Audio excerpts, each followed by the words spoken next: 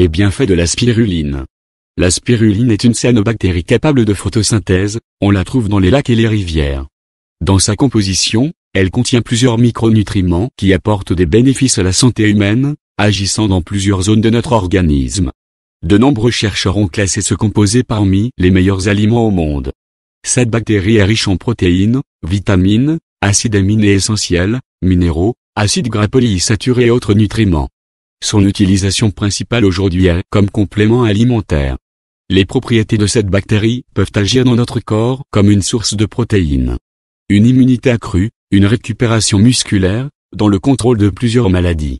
Et en plus elle est excellente pour la perte de poids. Découvrez-en plus sur les bienfaits de la spiruline par la suite. Les bienfaits de la spiruline pour les muscles. La forte concentration en protéines de la spiruline aide au processus de gain de masse maigre. Agissant dans la construction et la réparation du tissu musculaire, expliquent les herboristes. Ses propriétés antioxydantes retardent la fatigue musculaire et augmentent l'endurance.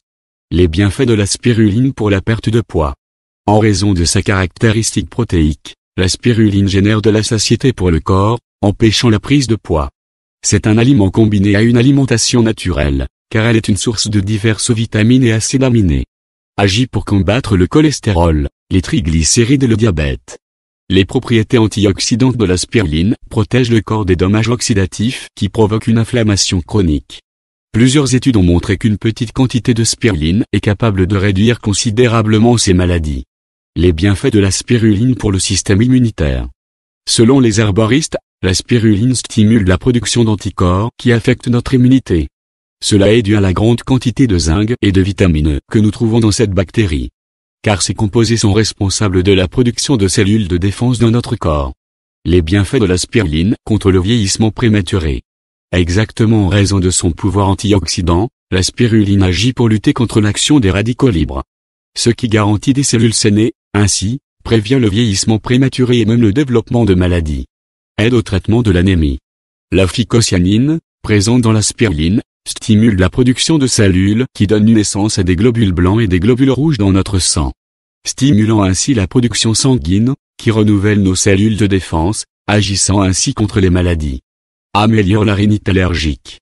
Elle est idéale pour traiter les maladies respiratoires allergiques, car elle arrête la production d'histamine dans notre corps. Une substance qui développe des symptômes allergiques. Renforce les os.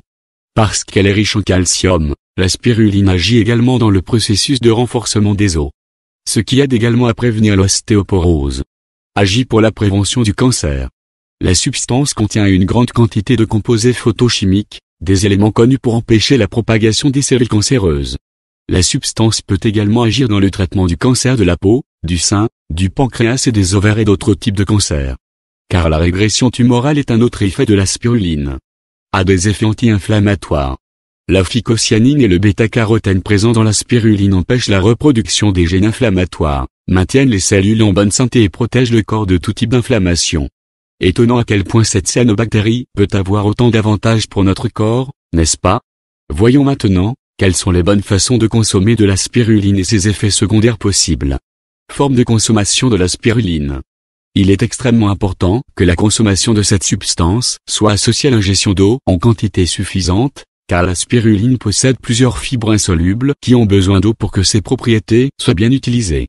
Actuellement, elle peut être trouvée sur le marché sous forme de poudre, de capsules et de comprimés. La spiruline en poudre peut être utilisée avec de la nourriture, comme du jus vert, des vitamines et des jus ou même simplement de l'eau.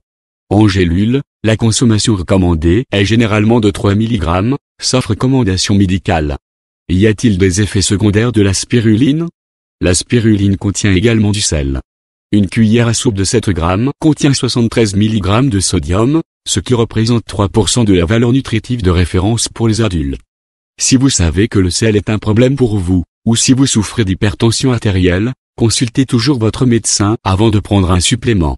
Les autres personnes qui devraient consulter leur médecin généraliste avant de prendre de la spiruline comprennent celles qui prennent des médicaments sur ordonnance, les femmes enceintes ou qui allaitent et toute personne de moins de 18 ans. Les personnes atteintes de la phénylcétonurie doivent éviter complètement la spiruline car elle contient un acide aminé appelé phénylalanine qu'elles ne peuvent pas métaboliser, tout comme toute personne souffrant d'une maladie auto-immune telle que la polyarthrite rhumatoïde, le lupus ou la sclérose en plaques. Est-il possible de faire pousser de la spiruline à la maison? Il existe plusieurs techniques et expériences pour la culture de la spiruline, mais peu sont destinées à l'autoconsommation. Selon un phytothérapeute, des matériaux tels que une pompe à air, des tubes de connexion, une minuterie, un thermomètre, un diffuseur d'air, des nutriments pour sa culture, de l'eau purifiée sans chlore et des filtres en tissu sont normalement utilisés. Une bonne alternative consiste à utiliser un aquarium comme récipient. Des précautions doivent être prises avec un éclairage adéquat afin qu'elle puisse effectuer la photosynthèse. La température de l'eau au-dessus de 20 degrés fait que la spiruline commence à se reproduire. L'idéal est de rester à 30 degrés, car au-dessus de 41 degrés, elle peut mourir. La culture a également besoin d'un peu d'ombre, car elle améliore la qualité de la spiruline et empêche l'évaporation. Enfin, plusieurs facteurs doivent être pris en compte pour la culture de ces cyanobactéries.